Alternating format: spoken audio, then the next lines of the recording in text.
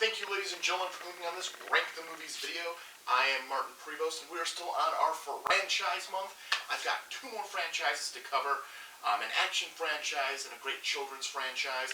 So we're going to kick off with that action franchise for this week, and I'm talking about the Die Hard franchise. Now, this is 5 films, of which I kind of really enjoy,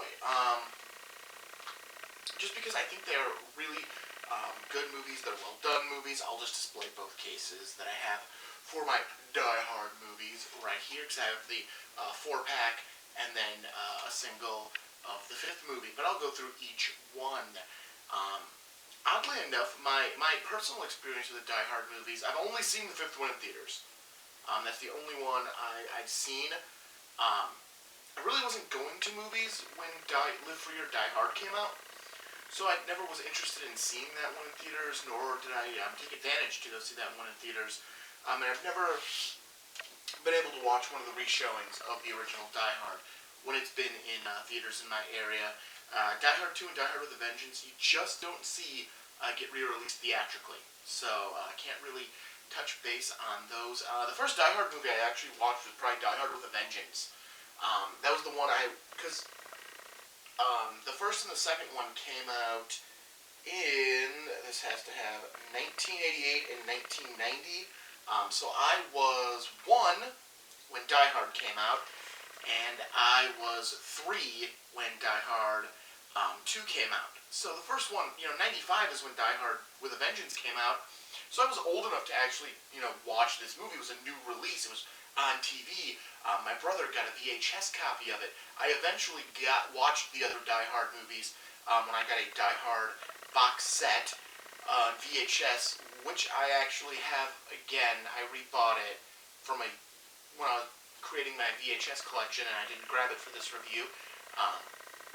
Bad Martin.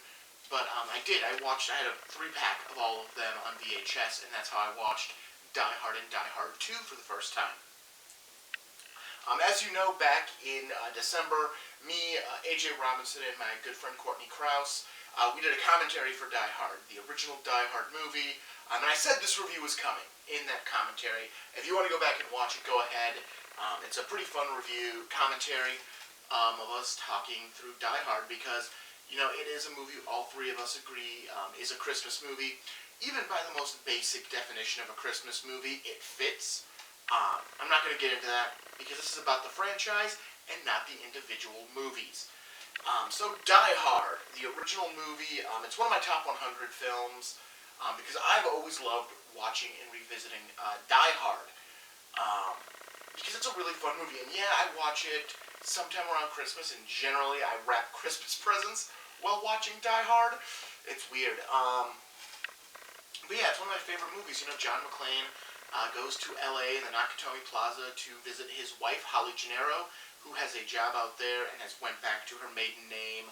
And while he is there, a group of German terrorists show up and take hold of everyone hostage, and McClain has to, fight them off. He uses the elevator, uses air shafts to fight off these terrorists, who actually just turn out to be bank robbers. They just turn out to be pretty standard bank robbers as the movie progresses, and you learn that. You get a great performance by Alan Rickman as your villain, but it's a classic. It's a classic film. Most people know of Die Hard, and they really enjoy Die Hard. So that was 1988. 2 years later, they go, you know what? Let's do it again. Let's make another Die Hard movie, and they make Die Hard 2. This is also a Christmas movie by the same standard definition that makes Die Hard a Christmas movie. Die Hard 2 falls into those same definitions because what they did is they took Die Hard and went, we can do this again, and that's how they got Die Hard 2. It's not as good as the first one because it feels like a rehash. It feels like they're just trying to recapture it, except they changed the location from an office building to an airport, and they moved from LA to Washington, D.C. And yeah, that's how they get around it. But it's still about a group of terrorists taking over the airport, taking control of the airport, and John McClain having to rescue his wife because she is flying into the airport and is stuck in a plane that is in a holding pattern above D.C. In this one, Our main villain is played by... I should know this. I really like this actor too. Um, oh, oh, oh. My brain is so bad. And of course, it's Bruce Willis. Why? Why would it tell me that Bruce Willis is John McClain in the second one on the back of the box? I'm gonna kick myself because I really do like this actor because he's in Demon Knight. He's in Bill and Ted's Bogus Journey. He's a great actor. William Sadler. I got to it. I said a couple of roles and I got to his name. William Sadler plays the villain as an army colonel, a disgraced army colonel who uses his men, which includes the T-1000, whose Patrick is all I've got, and I can't get his last name at this exact moment, and John Leguizamo. It's very hard to tell. Like, he's in just a couple of random shots. But John Leguizamo, Luigi from Super Mario Brothers, he's in The Pest, Moulin Rouge, Romeo and Juliet. He's in Die Hard 2 as one of the soldiers working for William Sadler's character. Their objective is they were working with a drug lord from a foreign country who has been arrested and is being extradited to America to stand trial for his crimes, and they are trying to free him from going to America and being extradited. So they've taken over the airport he's going to land at, and basically that's it. The hostages are there. That is, this is the only one of these movies where money isn't the, goal of the villain. Like, they might have other sub-goals, but this is the only one where money is, there is no ransom being paid, there's no ransom demands. They literally just want this plane unaccosted and a plane to escape on. And of course, McClane, using elevators and air shafts and gunfights, again, fights him off, and he fights him off, and he fights him back, and eventually, he says his catchphrase, "Yippee-ki-yay, motherfucker," lights a pool of gasoline that leads back to the plane, and it explodes, and he saves the day. Good for John McClane. 1995 rolled around, they decided, you know what, we're going to make another Die Hard movie. But now they decided not to go back to the well. They decided not to do the exact same movie because it looked weird. As much as I love Reginald Valjean as Al Powell, it was weird that he was in the second one. It was weird that the dickhead reporter, was on the same plane as Holly in the second one. It was weird that these characters were brought back because it seemed shoehorned. They had to force these characters back into this movie. So they decided to simplify and just go with John McClane. They bring up Holly. She does a voice cameo at the end, but you get Die Hard with a Vengeance, which basically takes the formula of the first two Die Hard movies and kind of hucks it out the window. Because John McClane is in New York. So you could say that, yeah, he's still contained. He's contained to a city. Like, the entire city. He's not in an office building. He's not in an airport, a large airport. He is in a city. It's hard to say that he's contained because he's just in a city. It's like saying the next one, he's contained because he's in the United States. He's not contained for the last three movies in this. Die Hard with a Vengeance, like I said, was probably the first movie I saw. As far as sequels go, this lives in a very special category for sequels for me, because this and Gremlins 2 are some of the only sequels I can just throw in and watch. I'll just watch them. I don't need to watch Die Hard and Die Hard 2 for me to enjoy Die Hard with a Vengeance. I'm just going to enjoy Die Hard with a Vengeance, because it's a very good standalone story. Yes, it is a direct sequel to the first movie, because our villain, played by Jeremy Irons, is the brother of Alan Rickman's character from the first movie, and that's why McClane is involved. McClane is there as a distraction, basically. He's going to screw with McClane, make everyone think this is about revenge, when really it's about stealing gold. Lots of dump trucks worth of gold. It's a great movie. Again, it's in my top 100 because I've enjoyed watching this movie so much since 1995. I love going back to it. I love watching it again. I love watching Bruce Willis and Samuel L. Jackson's chemistry in this movie because it is great chemistry. They work so well together. I love watching Bruce Willis and Jeremy Irons work together because, again, it's great chemistry. I love the entire Simon Says aspect of it. and then that gets thrown out because now we need to move on to our action set pieces. And again, the action set pieces aren't that like you believe that John McClain can survive all of these things, that any normal person could survive all of these things, which gets thrown right out the window when we get to 2007, I believe, yeah, 2007, and the release of Live Free or Die Hard. Now, admittedly, I've only watched this movie twice before I prepared for this review, and the second time I definitely fell asleep during it. Not that I'm saying that says something about the movie. I just happened to be watching it very early in the morning before I had to go to an early morning appointment, and I happened to fall asleep for the tail end. Or I watched it immediately after coming home from that appointment, and I fell asleep. I don't remember which way it was. I just know that was the last time I watched it, until I decided I'm going to rewatch it before I do this review. I want to go into it and watch it again and really make a decision. I watched the original cut, so the theatrical cut, the PG-13 rated, which I didn't have any problem with the gore. Yeah, the fact that they used a gunshot to cover up him saying "Yippee-ki-yay, motherfucker." Yeah, it's a little lame, but it's fine. Overall, the plot of the movie isn't bad. I like the plot. The plot seems very Die Hardy, because it is, this grander spectrum, and it turns out that, yeah, it looks like they're doing one thing, like, oh, he's going to topple the government. That's what he's doing. He's trying to topple the government and show us that, we can't rely on what we've been on technology, and really, he's just trying to rob people. It is a Die Hard story, which is what I like. What I don't like are the action set pieces in this movie. Not because they're not good, not because they're not entertaining, it's just because they get more and more ridiculous as this 2-hour and 8-minute runtime goes on. Because you start off, you get the gunfight in the apartment with the explosion at the end, and that's a fine starter, action set piece. Then we get the weird helicopter car chase sequence where they avoid not dying by running through a road with traffic coming both ways, and they avoid surviving whipping a car into a helicopter. That's fine. That's fine. I accept that action set piece. Then we get the one in the power plant where he drives a car. I'm not even sure. I felt like they were on an upper floor of this power plant. I'm not sure how the car got there. I might have looked away. Admittedly, I might have looked away for a moment, and then the car was just driving through. So I could have been wrong. It might have been on the same level. It probably was, but I think it was. And also, there's just a car driving through it, and then Maggie Q dies. And I'm sitting there going, really? We're killing off our secondary villain halfway through this movie?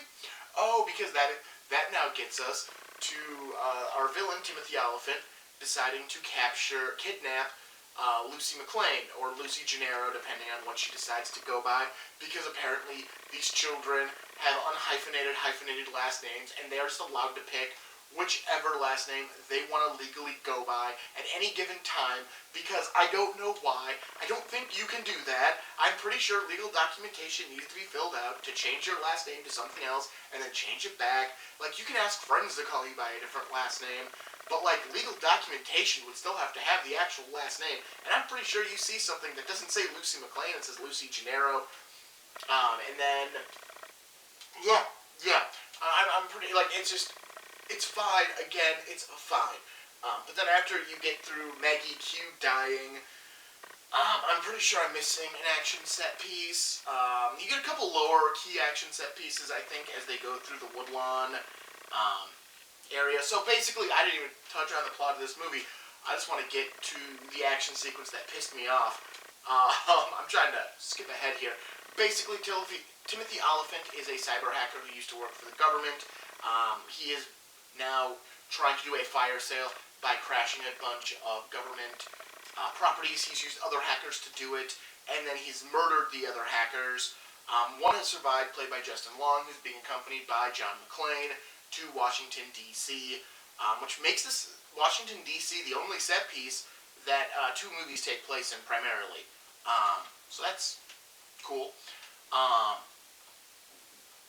They figure out about the fire sale, and they begin to dig into the villain while slowly killing off his criminal associates. The set piece I hate, it's when John McClain's driving the semi and is attacked by the jet. I think that set piece wasn't needed. I think they could have just had him drive off the road, like have a big car that he can't avoid, and just take him off the road. And that's what buys the little bit of time Timothy Olyphant needs to screw with Justin Long and marry Elizabeth Winstead at the climax of this film. I don't think we needed John McClain jumping onto the ass of a crashing jet and somehow surviving. I don't think we needed that set piece. I think it was just there to fill time. And, I'm not saying these movies aren't short, because they are. They all run, this thing says it's 107 minutes, but I swear the version I watched was 2 hours and 8 minutes. But yeah, the rest of them all run over 2 hours of the original. The first three movies each run over 2 hours. So maybe I did watch the extended. It didn't give me an option, but this thing definitely says it's the PG-13 rated version. It runs 107 minutes, which again, it was 2 hours and 8 minutes. So I guess I did watch the extended version. There's nothing on here that tells me it's the extended version, other than the fact that the time, 107 minutes, is definitely not the length of the movie I watched. I watched a 2 hour and 8 minute movie, so I guess it was the extended version. Though I swear, it was like the gunshot did bleep out. So I don't know. Maybe the back of the box is a misprint. Now I'm confused on the back of the box versus the time code the movie told me, because IMDb told me 2 hours and 8 minutes as well, so I have to imagine that the theatrical is 2 hours and 8 minutes, so I don't know where 107 came from, because that is not 2 hours and 8 minutes, that'd be 128 minutes. I digress. You didn't need the jet set piece. That's what I was on. That's what I got here. It just added time to this movie. Maybe without it, it might have been an hour, 107 minutes. The jet was not that long of a scene. But yeah, he defeats Timothy Olyphant, and, he survives. He gets banged up again, which is, one of the things about the Die Hard movies is he gets banged up in all of them. He looks a little worse for wear in the first. The third one, the first and the third one are the ones he gets at the worst. He looks the worst. He's 2 and 4, he's pretty beat up, and same thing with 5. And we're going to get into 5 in just 1 second. Because that is obviously our next Die Hard film would be A Good Day to Die Hard. Again, I saw this movie in theaters, and I'd never watched it again since its theatrical release back in 2000 and I want to say like 2013. Absolutely correct.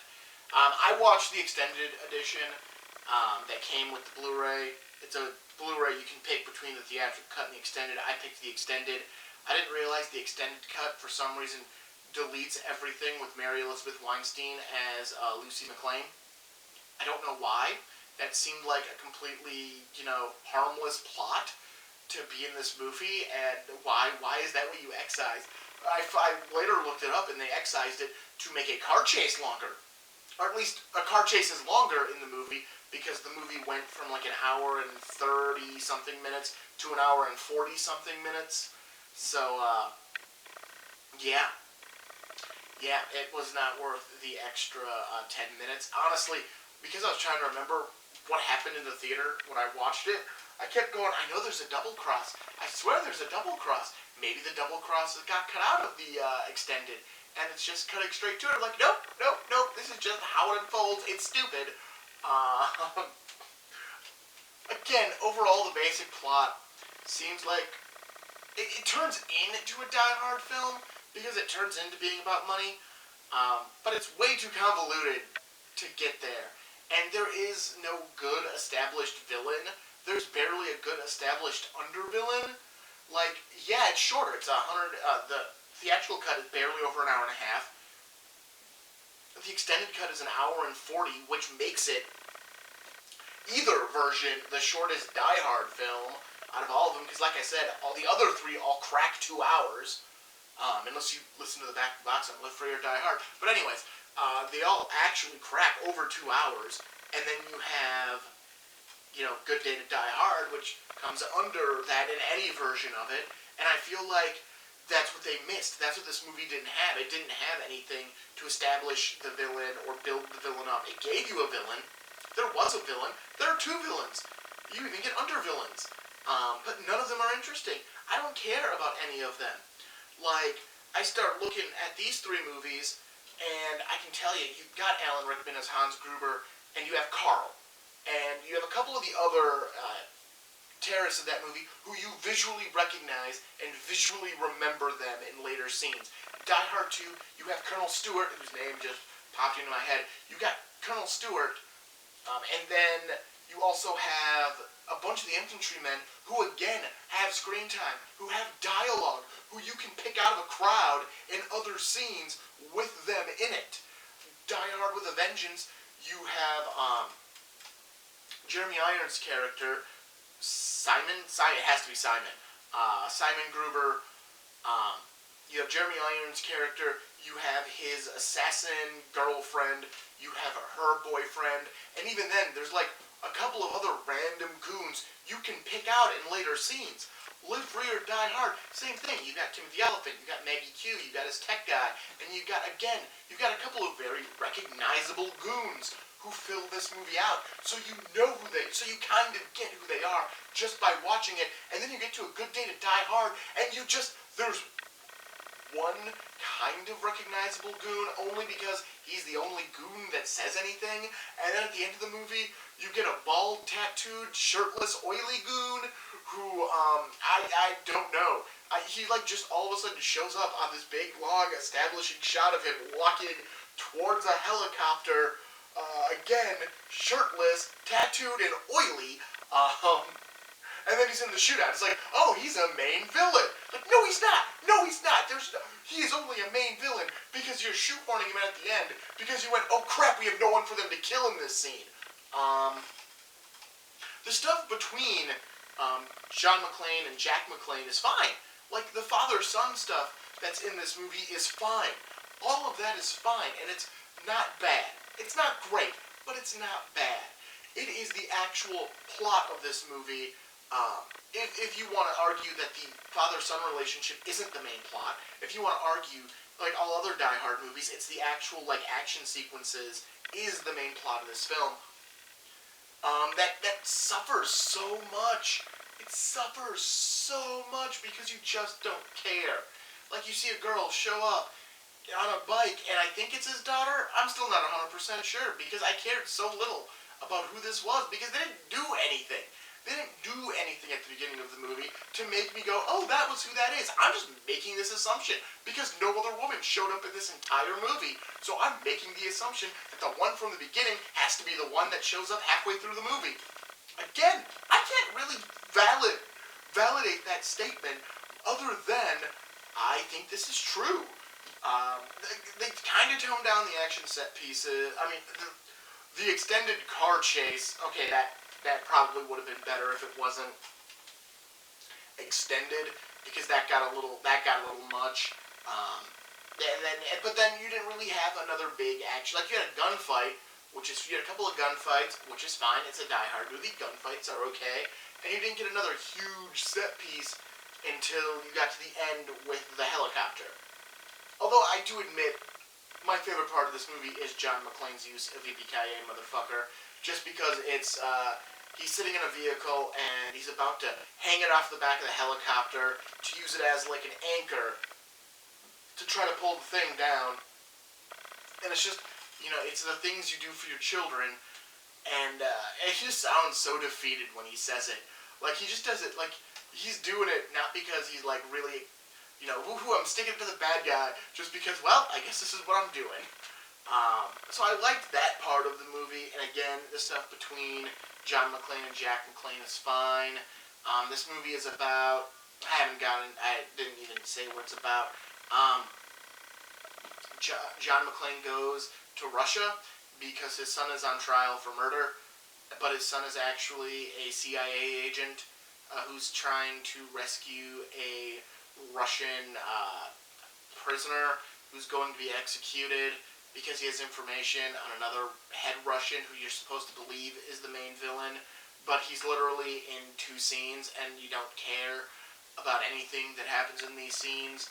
And then you find out that the dude who they're trying to protect is actually the villain, and he stockpiled plutonium that he's going to sell because it has to be about money. I'm so uninterested in this movie. Like, I didn't hate it. I didn't, like, it was fine entertainment. It's just not a good Die Hard movie. It might not even be a good action movie. This is one of those times where if they gave more time to the villains, like if this movie was longer and it gave it to the villains, like that time they gave it to establishing your villains and appropriately making them villains, I think this movie would have been better. I think it needed to be longer.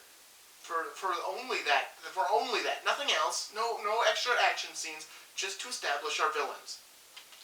So yeah, I mean, overall, the Die Hard series, it's a fine series of films. It's got a lot of really strong entries. It's got a lot of okay entries, and it's got one weak entry. I understand I'm using the word two for a lot, but still 2 strong entries, 2 good entries, and 1 weak entry. This is a good franchise. Because at the end of the day, if I chart it, 2 would be in good, 2 would be in average, 1 would be in bad. And even then, I'm not 100% sure I'd put A Good Day to Die Hard in bad. It might be average. It probably would straddle that line of average and bad. Because again, it's not. I didn't flat out hate it. It could have been better.